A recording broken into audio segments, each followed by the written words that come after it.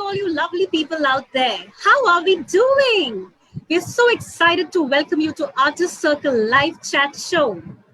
As someone very artistic said, art speaks where words are unable to express. On this note, myself, Tulika Banerjee, editor of Kuwar Viyogi Memorial Trust, welcome you all to Artist Circle, which is one of a kind virtual art gallery. Artist Circle is a unifying platform for artists across the globe to converge, engage, and inspire fellow artists. It is an online forum to showcase the works of great artists, be it in sculpture, painting, graphic art, performing art, and more. Today we have with us someone who is a self-taught artist. She is Miss Alison Pinto from Mumbai. Her work has been exhibited in more than 15 countries. She is the state head for Maharashtra for the International Watercolor Society. And she strives to reach out to people through her art and spread the message of hope. Let's welcome her to Artist Circle. Good evening. How are you doing? Good evening, Tulika. It's lovely to be here. I'm very good. Great to know that. So our viewers across the globe are waiting to know a lot more about you and learn about your extraordinary journey. So I would like to ask you, thank you for being here with us. So I would like to ask you my first question.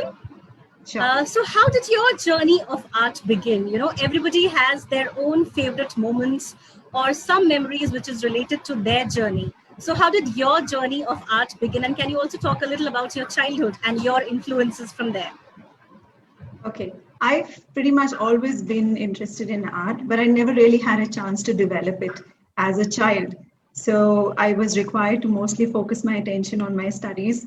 And I had this quirk that I was always dreaming, always sketching something.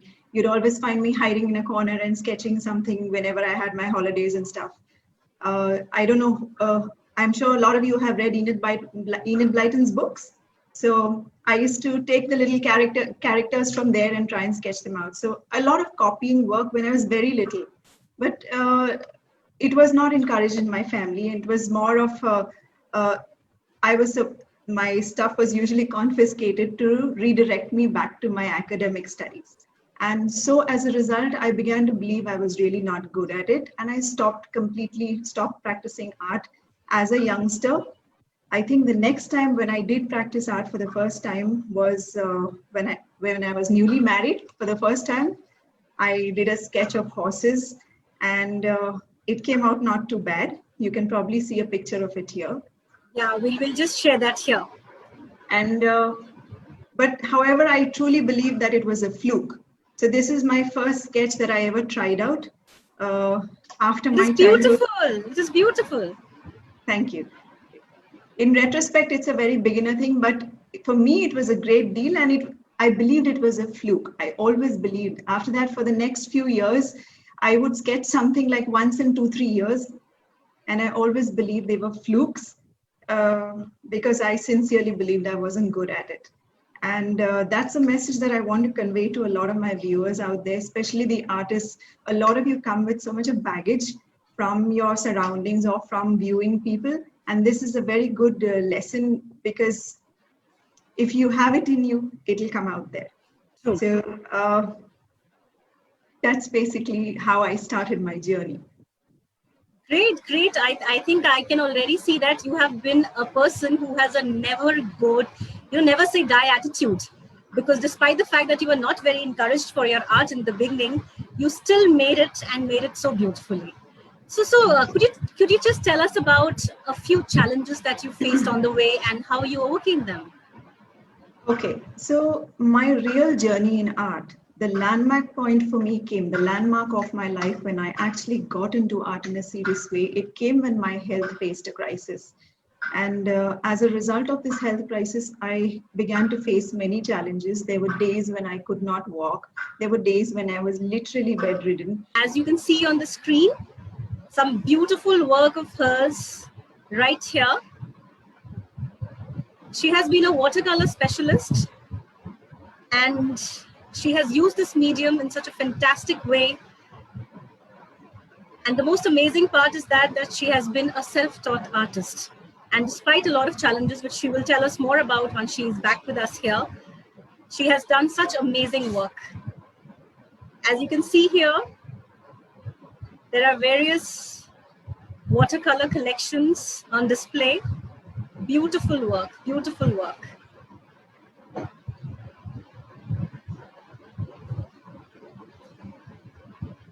Lovely. Wow, that cat looks amazing.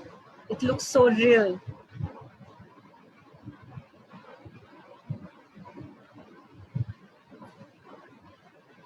Amazing work. Very nice. Landmark point for me came when my health faced a crisis, and it was so severe that it cost me a very good business that I was running in design, and it was work that I truly enjoyed. And as a result of being ill and losing the business, it kind of left me with nothing. It left me devastated, and I felt a real loss of identity, because that was work that I'd been doing most of my life. And I frankly struggled with depression. Now, I had a lot of debate with myself whether to express this on public social media interview to you. But I believe it's important for artists to start talking about the challenges they faced rather than presenting a polished persona to everybody all the time. And it takes a big step of courage to do that. Yes, but absolutely. When I lost my work, it was as good as I didn't know what to do with myself. And then one day I see this beautiful picture, a photograph taken by a very dear friend of mine who was a good, well-known photographer. And this is a picture of an Adivasi woman, and there was such compassion in her face, and it touched me. And at that point, it felt like, she was ministering to me in some sense. And just randomly off the bat, I asked my friend, would you mind if I tried to paint her? Now, the question was trying, because I genuinely didn't believe I could do it. And she knew my story. So she said, Ali, go ahead, try it out. And so with her blessing, I started practicing. I bought acrylic paints. I bought a canvas. So it was my first time on canvas, my first time using acrylic paints, which as a newbie is not easy to use. And we didn't have internet resources back then when we could just look up a video and say, okay, how to do this or how to do that. None of it worked. So essentially, I learned from books. I had 2-3 books which I just looked up. I made a ton of mistakes on that painting. You can take a look at the painting over here. Yeah. So this is the painting. This is my first painting that I seriously took up art, which led me to a lot of healing. And when my friend saw the painting, she said, Ali, I've lived with this woman for 3 months. Her name is Dhara. And for me, that somehow translated to compassion. And she said, I've lived with her for 3 months, and literally, I kid you not, my photograph couldn't do her justice. Your painting has brought out that sense of compassion in her eyes. And it's a beautiful painting, yeah, undoubtedly. For me, that was a huge validation. If she felt that, because she was purely professional, and she told me, no, now it's time you start doing this as a regular thing. So then I began studying from that point, and you will see a few of, I don't know if you've got some of my pictures of my Yes, we'll share that. We'll share that. Those are the pictures that I eventually, this was the next one that I painted after Dhara. So they're called Joy, and this one is called Hope. This is called Desired. She's an Algerian bride. Such vibrant colors. Yes. Feast to the eyes. This is called Loved. This is the hardship on this mountain woman's face, and yet the beautiful affection she's showing to the child. Right. So these are all, this one is called Visions, and there's another story behind that I can tell you somewhere down the line. This is again Possibilities. And this is another one that's Visions 2. So these are the way I worked through my health issues and what I was feeling and what the doctors had told me. It was my way of finding a way to heal. So my journey started there 8 years ago, and I painted portraits for a few years. And then again, my health stopped me in my tracks, and I had to stop. When I returned to art, a couple of friends suggested to try watercolor, because it's a gentler medium. It's not so taxing on the body. It's a little easier. But I was very reluctant to, because watercolor, for those of you who have tried it, you know how difficult it is. It is really difficult to control. So initially I just said no. But once I tried it under my friend's, say, mentorship, it was no looking back for me. That was one journey that I'm still on. Amazing. I think this particular story that you just shared of courage, hope, and a faith in yourself will definitely inspire a lot of our viewers. And also, I think they will also learn that no matter what happens in your life, you should never give up. Absolutely. This is the So, main message of my life. Actually, it's always been from a childhood. It's been my message to reach out to people with hope from a very young age. So when this happened to me, my first question was, why God, why? But I found the reason why, and I've made my peace to such an extent that I really love the direction He's taking me in. awesome, awesome. So our viewers also want to know that what has been the inspiration behind your art? Well, like I said, I was very reluctant to try watercolor as a medium. And then a dear friend encouraged me. She said, first of all, just forget about the medium part and just choose a subject you love. Just something that you resonate with. So for me, a white rose with a little blush in the center was something I resonated with. And she said, just go outdoors somewhere and take some pictures of it, play with it in the sunlight and see how you enjoy that. And I actually finally did that. And in the process that day, when I took pictures, I fell in love with a new passion, which was photography. And this is something that has given me tremendous joy, pretty much as my art. And I'm as passionate about it. I just don't share too much of it. And being a photography lover completely changed the way I saw the world after that. So it was no longer daunting. It helped me to view objects in such a different way. And all my paintings from then forth, I sourced from only my own photographs. So you will see a resemblance of the photograph in my artworks, but I usually try to, this is the white rose that I painted. So this is my first watercolor painting that I painted with my friends giving me a few hints, okay, try this, try that. And I literally learned on this painting. And a very dear friend of mine, Mr. Vijay Viswal, when he sees this, he actually takes the picture and he keeps on showing it to all his friends. He's a very highly prolific artist and a very dear friend. And I'm very honored that he respects my work in such a way, considering this is, like I said, this is just a gift. I have it for now. Absolutely, absolutely. So we would also like to see more of your work. I believe you have a lot more with you, which the viewers would love to see. Yes, and learn from. Yes, I will switch to the other camera and you can take a look at my work. So this is some of my work. I'll give you a quick preview of it. This is a mountainscape. Great. This is an abstract. Amazing.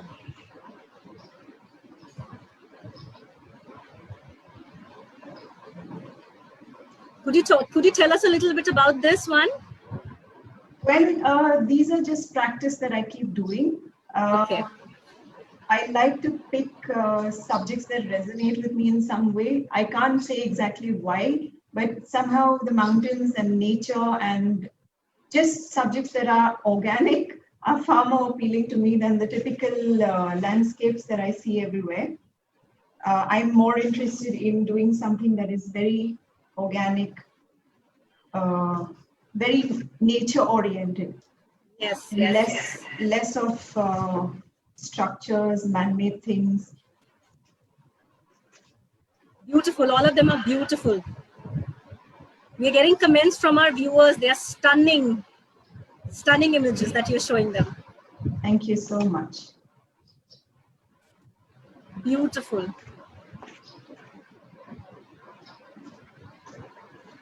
A lot of these I've posted onto my Instagram account, which is Alison Pinto Art at Instagram. Yes. Like some of these are just imaginative sketches. purely just to play and create a release in your mind from any kind of stress. As you can see, there's no particular direction. It's more about playing with colors. And a lot of this has happened because also the colors that I use have really helped me to go in a direction that has given me a lot of advantages. Beautiful. They all are very beautiful. And we are so thankful that you're sharing with our audience. They can see all your beauty, all the artwork. These are more abstract works. Yes. And again, playful stuff.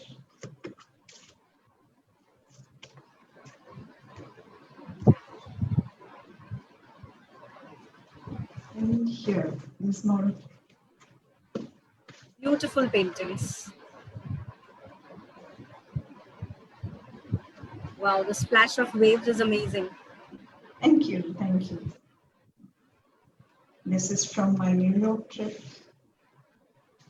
I usually love to do the sunsets and skies. That's a stunning portrait, yeah? Yes, this is in watercolor. A lot of people mistake it for charcoal, but the beauty of this is this particular watercolor. It's from a brand called Daniel Smith, which I represent. I'm an art educator for them. And their colors have amazing properties that can create such special effects to your paintings. There's such a vibrance to them, which you can actually see. Absolutely, absolutely. So that actually assists the artist in a big way to develop their work far better. This is a piece I did for a natal clinic. How cute this is. Love the detailing. This is done by my daughter. Oh, She's how sweet. beginning her journey in art. This was done for the Olympiad in Delhi, since I'm the state head for the International Watercolor Society. Great, great, awesome. So I'll just take my camera off in a bit and show you what's on my wall as well. Absolutely, absolutely. We would love that.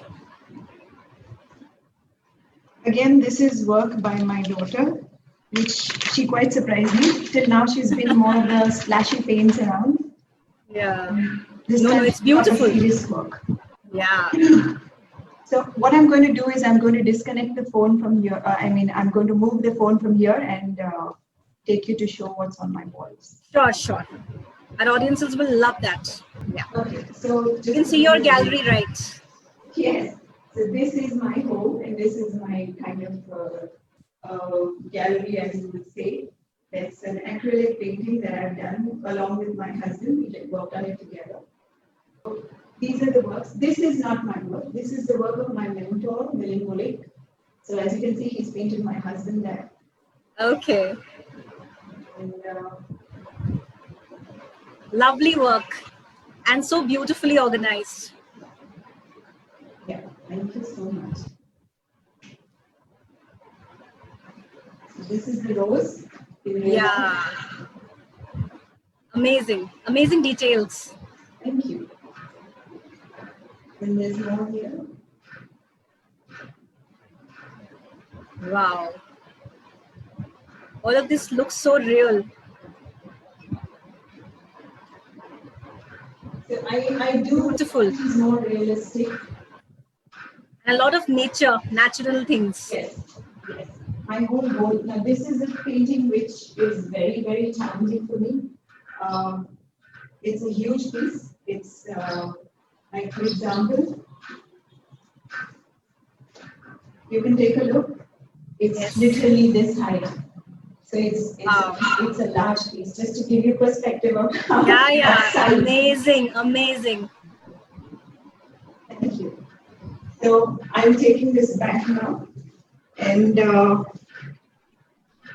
I was wondering, would you like to know? Would you like me to share some of the materials that change the way Yes, I work? definitely. Our audiences are very keen to know the materials you have been working with, and also I Okay. can get I am getting a question that these amazing pieces. How much time do you take to make an individual painting? Okay, so the larger size pieces could take anywhere from a week to 2 weeks because I work pretty realistically. And let me just take this and show you the materials as well. But just Sure, to sure, answer your sure. question, Please, it takes please. about a Yes. week to 2 weeks to finish a painting. The smaller ones, yes, a lot faster. This is uh, this is a brand that I use, Daniel Smith. These are the colors that I used. It's actually a customized dot card of my uh, the palette that I have literally, which is in my. Okay, so please excuse the messy palette, but if you're talking to an artist, you're going to see a messy palette. Absolutely. The messier it is, the more work you have done. It shows that harder the work you have worked. Okay. Typically, this is my palette, and like this Hansa yellow, light, new gamboge, ochre, opera pink, twin rose. I can share the image of this so people can get all the names that I'm using. But essentially, these colors have really made a huge difference, as well as the brushes that I use. So, like this is an Escoda mock brush. This is my favorite, which I painted in an online demonstration. This is a stable brush. So the tools you use make a world of difference to Absolutely. the work you do. This is a lot of my paint and junk, as you can see. These are some of the sets that come from Daniel Smith. Hand poured half pans. This is a sketcher shades. These are colors of inspiration shades. So typically what I do if I'm starting a painting is I will make swatch cards of the particular color that I'm planning to work with. So I'll do combinations like maybe maples and what is this? Raw sienna light, and I'll combine them and see what works. So that's a little bit of my process. That's how I typically always paint. As for paper, I use Arches. So I have posted this to my Instagram. You guys can look it up there and see the kind of work that is there. So Arches Beautiful work. paper or Baham paper or our Indian favorite. This is our own India-made handmade paper, which is Chitrapat. So this is an amazing paper to work on as well. And yeah, so where I get my colors, this is another part of my process where I swatch out my colors. So I have like reds, pinks, yellows, orange. So I segregate my colors in such a way that anytime I'm going into a painting, okay, I want a certain hue, I will pick something specific to that particular painting. And this is a very useful exercise to use to all my artist viewers out there. This is an excellent exercise to use to develop familiarity with your paints. Actually, that's the main thing. Once you develop a Yeah, familiarity to your tools, then you're good to go. absolutely. And it is so systematic and so neat. Thank you. Thank you so much. Okay, so I'm back. Yeah, thank you for showing us all the tools and especially the kind of mediums and the brushes you've been using because our viewers have been asking those questions. So you've already answered them by showing it all. So thank you so much. Most welcome. And you know, there is one thing most viewers, especially artists, want to know that which has been your favorite moment or best moment in your art journey? That's a good question. I think art has brought many good moments. For the most part, the best moment in most memorable moment I think would be when we had gone to Nepal on a trip, and with some of my peers we went to visit a mountain peak nearby, and we went up there. It was near dark, and we reached the mountain top just as the sun rays were starting to go up, and it was an amazing experience to watch the sun actually move in front of your eyes. I've never really noticed that. And we had clouds at our feet. It was freezing cold. I don't do well in the cold, so my fingers were practically numb. But the point was, I sat there and I painted, even though I couldn't feel my fingers. And it's so unpredictable, you know. There's uh, but the bigger challenges aside, I think the best moments for me is when I'm pondering over a painting as I work. And being watercolor, there's no predictability. So when you're doing a very serious piece, it can go either two ways. It can go really, really bad, or it can surprise you with something really special, which is what watercolor is known for. Its charm is that it's difficult, and yet it can do some wonderful things that you can't achieve on your own. It's how the medium works. So when that happens, it gives you such a surge of joy. Like you're trying to conquer something and then you finish it and it's worked so magically, like I showed you in the lamp. Yeah. So the lamp was one of my most challenging projects, and so when that happens, I think for me, each of those is the best parts of my journey. How amazing that, you know, the process of creating something becomes most memorable. Yes. Right. Yes. And you have painted so many things, and there's a variety. Even though you are drawn to nature and realistic things, we have seen so much variety while you were showing your work. So which has been the most satisfying work for you? Okay, I would say for me, satisfaction is, like I was saying, when you find something really difficult and you're mulling over it and trying to figure out how to do it, and then by God's grace, it turns out so beautifully. For me, the two paintings that were my most challenging, and then I came out of the challenge successfully, was one was the lamb, and the other was a ballerina that I did for a Russian exhibit that was voted internationally completely without any influencing. So it stood third in the world. Congratulations, that's amazing. Maybe. Yeah, we can see this is the lamp. This is the lamp, which is a full size imperial sheet. So getting those background washes for artists will understand the term. It's called negative painting. Yes. Paint background, but you do not touch your subject. And getting the flow to happen while that is going on was quite a challenge. And really, when it came out, it surprised me too. It was such fun. It was such fun. It is beautiful. This again is inspired by my daughter who does ballet. And I loved the aspect of looking into the light. It's called Looking into the Light. So a lot of my work is titled with things that I feel inspired with, which give me courage to face each day. There are days, like I said, which are still very tough. And my art has really been a journey of healing for me every single day, every single day. The days that I don't end up painting are probably my worst. I can imagine. That is why it is said that art actually heals. Yes. I mean, besides the joy that it gives you, it heals, it makes you go to another level that probably any other work will not take you. Which is why, I mean, our whole purpose of having this artist circle is so that we can connect artists and we can, you know, have experienced people like you connect with other fellow artists and also amateurs, and let them know that every journey has its own challenges. But the trick is to hang on there, because art is not just beauty that you are creating, but it's also healing you at the same time. That's why I agreed to come on this interview and talk about my challenges for the first time. This is the first time I've ever done it, because I connect with your purpose and I believe what you're doing is important work. And I hope my artist peers will also see that and follow up with KVM Trust and Artist Circle and see what they're bringing up next. Absolutely. I think you were also telling us about one of your murals which you have done for the Olives restaurant.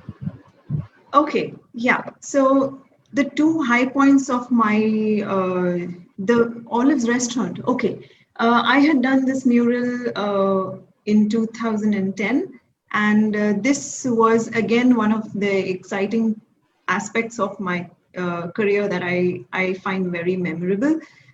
It was the first Olives restaurant, which is at Mahalakshmi Racecourse in Bombay. And we had 48 hours to prepare it because the next day was Preeti Zinta's birthday and they wanted to celebrate it. They wanted to launch the restaurant with her birthday.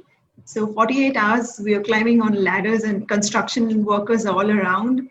And I have shared some pictures, which you can probably take a look. And Midday came and covered this. They wrote about the work that was done for Olive's restaurant. Amazing. I can imagine the thrill, excitement, as well as the challenges you might have faced while doing it.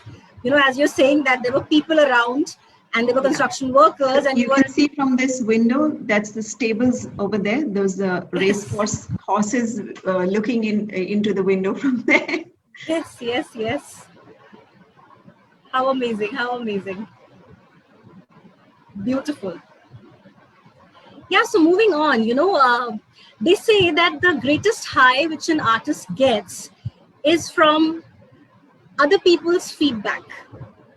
So which has been the, you know, your most favorite compliment that you might have received for your paintings? Well, the two highest points of my journey was one when I think for an artist, it's validation of your work, validation of your commitment. I have been working with an organization called the International Watercolor Society for the last 6 years. And it was my highest honor when they appointed me as state head for Maharashtra for the International Watercolor Society. And the other one was when I was given this most wonderful surprise by one of the world's largest watercolor brands, which is Daniel Smith. They created for me a customized dot card. Now, typically a dot card holds dots of paint that, I don't know if you can see it. Yes, we can, yes. So it holds dots of paint that these are actually colors that I use in my paintings. And these dots can be re-wet and used to sample the colors like you can see I've done here. Interesting, that's very interesting. And you can actually make a few little paintings out of this. So this was a huge honor for me to be recognized by a brand this big. Despite being such a young artist very young in this field. So it is the first time they've honored somebody who is just an artist with a dot card. So this is something that I really treasure. Amazing. So I think this is actually a huge honor that you have been honored with. So this is totally great.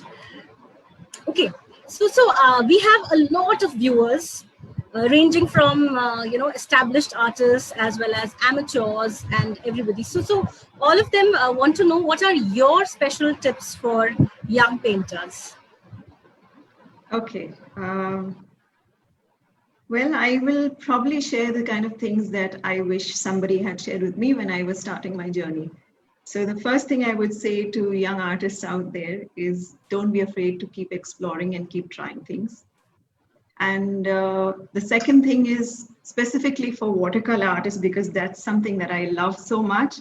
So try and get the best quality of material, because the quality of materials changed my life.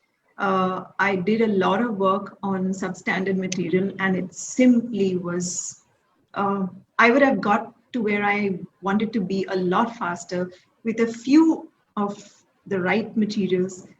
I didn't need to spend too much, but the right materials actually get you. So good paper, good paint, and your brushes are third. But mainly your paper and paint are the most important for watercolor artists. Now, above all that, the main thing is to be true to yourself. This is a message that I talk to everyone about, is being true to yourself and not being happy to be a copy of another person's work. So work towards being an original always. It's not unusual for artists to copy work. Like right from the old ages, young artists always copy the masters as a way of learning.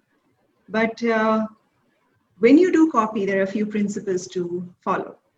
One is you mention the person that you've copied it for study, and you mention whose work. You always give credit to the original artist, because that artist has spent a lot of years to develop that particular look.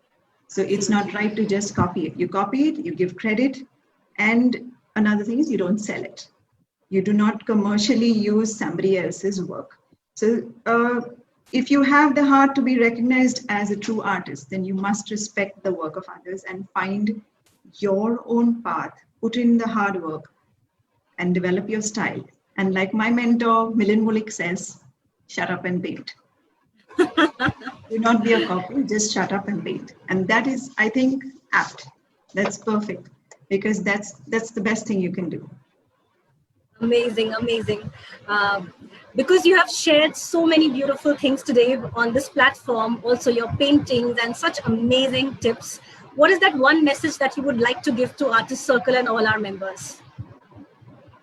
I think art of any sort. Artist Circle, I believe, is into art of all kinds, not just painting. It's music, it's poetry, it's all sorts of things. The question is, why is art out there? Why are people so crazy about it? Because it brings joy. And I think above all, again, it comes back to every single artist being true. There's a lot of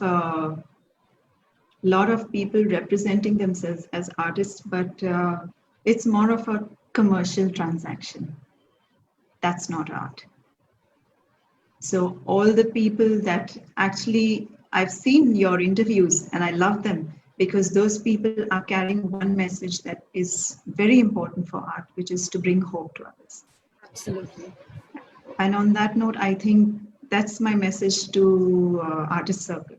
Focus on that always. Bring hope. Thank you. Thank you for that beautiful message. We are absolutely honored to have you today with us. Thank you for taking out this time and taking out this important, precious piece of time from your busy schedule and sharing your journey and your artwork with all our viewers. They will remember this for a long time and they will also cherish all the tips that you gave them today. So thank you so much. It's been a pleasure. Thank you so much. Thank you. So on behalf of Kuwar Viyogi Memorial Trust and Artist Circle, we sign off for today and looking forward to another very interesting episode of Artist Circle Live coming up soon. So thank you, Ms. Alison Pinto, and thank you all you viewers from all across the globe. Bye-bye. Sayonara. Sayonara. Bye.